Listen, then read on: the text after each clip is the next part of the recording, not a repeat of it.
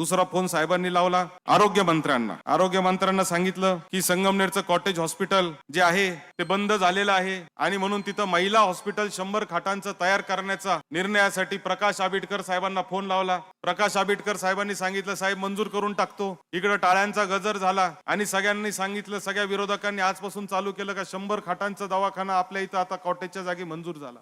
आता ह्या दवाखान्याचा इतिहास तुम्हाला सांगतो. 28 जानेवारी 2020 ला महसूल मंत्री असताना बाळासाहेब थोरात साहेबांनी पत्र लिहिलं. कोणाला लिहिलं? सार्वजनिक आरोग्य मंत्री राजेश टोपेंना, की संगमनेर नगरपालिकेच्या जागेमध्ये नागरिकांची दवाखाना नसल्यामुळे मोठी गैरसोय होत आहे.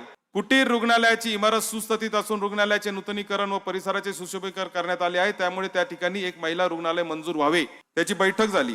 त्याची बैठक झाल्यानंतर किती तारखेला बैठक झाली? ती बैठक झाली 8 डिसेंबर 2020 ला, म्हणजे आजपासून 5 वर्ष आधी. त्या बैठकीमध्ये संगमनेर नगर परिषदेच्या कॉटेज रुग्णालयात शासकीय महिला रुग्णालय सुरू करण्याबाबत आवश्यक जागेची तपासणी करून त्या ठिकाणी किती खाटांचे महिला रुग्णालय स्थापन करता येईल याबाबतचा प्रस्ताव तयार करून शासनाची मान्यतेसाठी सादर करण्यात यावा. त्याचबरोबर विशेष बाब म्हणून या रुग्णालयास मान्यता देण्यात येत आहे.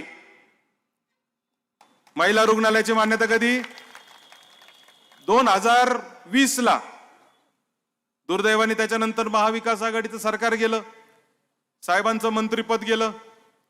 त्याचा पाठपुरावा करायचं खरी जबाबदारी विरोधकांची झाली, कारण त्यांच्या विचाराचं सरकार आलं होतं, मात्र त्यांनी ते केलं नाही. आणि म्हणून हे दोन्ही जे फोन साहेबांनी, शिंदे साहेबांनी लावले, मला अतिशय विनम्रपणे शिंदे साहेबांना सांगायचंय की साहेब, हे दोन्ही कामं जे आहेत ते यापूर्वीच मार्गी लागलेले होते, मात्र ते थोडेसे अजून गतिमान व्हावे यासाठी निश्चित आपण आपल्या मंत्र्यांना सूचना कराव्या आणि लवकरात लवकर हे दोन्ही कामं जे आहेत ते मंजूर करून द्यावे अशी माझी, म्हणजे मंजूर झालेले आहेत त्याची आता कारवाई चालू करावी.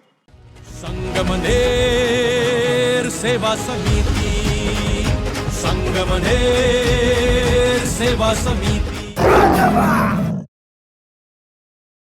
पण काल